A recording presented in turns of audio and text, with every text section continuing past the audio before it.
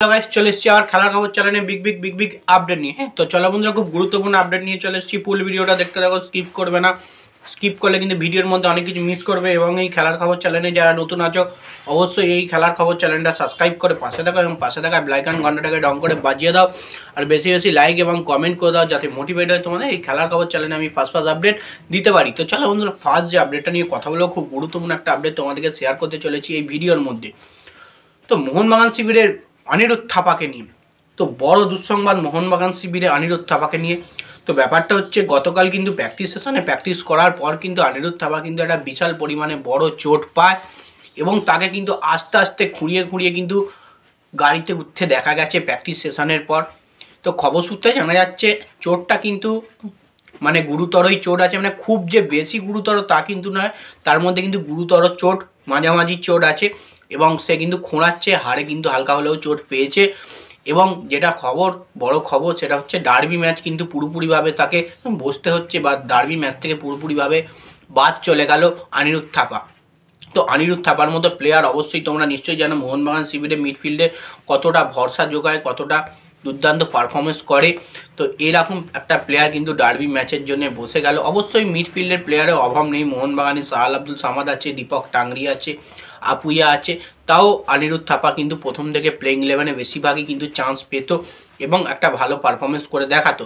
তো সেক্ষেত্রে অনিরুদ্ধ থাপার চোটটা কিন্তু মোহনবাগান কোচ থেকে শুরু করে মোহনবাগান ম্যানেজমেন্টকে একটু হলেও কিন্তু ভোগাবে বা চিন্তা বাড়াবে, যে অনিরুদ্ধ থাপা ডার্বি ম্যাচ কিন্তু পুরোপুরিভাবে বাদ গেল। মানে ডার্বি খেলার জন্য কিন্তু প্রতিটা প্লেয়ার উঁচিয়ে থাকে যে ডার্বি ম্যাচ খেলবে, ডার্বি উত্তেজনা আলাদাই একটা। তো সেক্ষেত্রে ডার্বি ম্যাচের আগে চোট পাওয়া মানে কিন্তু বিশাল পরিমাণে তারও একটা খারাপ, এবং মোহনবাগান শিবির মোহনবাগান সমর্থকদের জন্য কিন্তু একটা বড় খারাপ বা বড় দুঃসংবাদ। তো যাই হোক, এই ব্যাপার। এবার যে আপডেটটা নিয়ে কথা বলবো, খুব গুরুত্বপূর্ণ একটা আপডেট তোমাদেরকে শেয়ার করতে চলেছি। মোহনবাগান শিবিরের প্লেয়ার সুভাশিস বোস কিন্তু একটা বড় বার্তা দিল বা বড় কথা বলল, যে ডার্বি কিন্তু আমরাই জিতবো। তো ডার্বি জিতবই এমনই কিন্তু একটা জোরে বলল।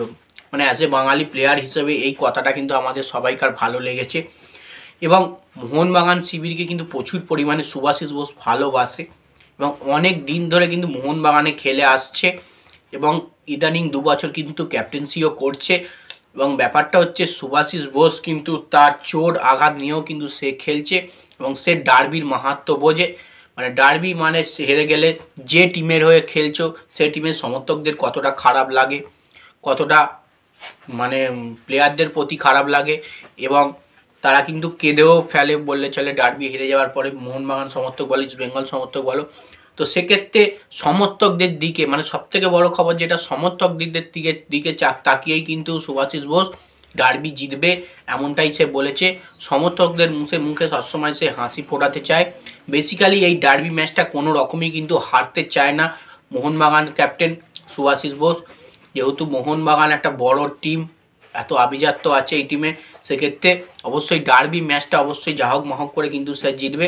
অবশ্যই প্রতিটা ম্যাচই জিতছে, কিন্তু ডার্বি ম্যাচও কিন্তু সে হারতে চাইছে না। ডার্বি ম্যাচ কোনো রকম হলেও কিন্তু 1 গোলে হলেও কিন্তু জিততে হবে, কারণ এটা সম্মানের লড়াই, এটাই হচ্ছে বড় ব্যাপার।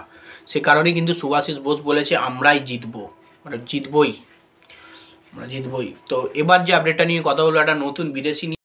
এই বিদেশি প্লেয়ারটাকে নিয়ে যে আপডেট দেবো, বিদেশি প্লেয়ারটার নাম হচ্ছে পেট্রস জিয়াকুমাকিস। এটা হচ্ছে গ্রিসের ফুটবলার পেট্রস জিয়াকুমাকিস।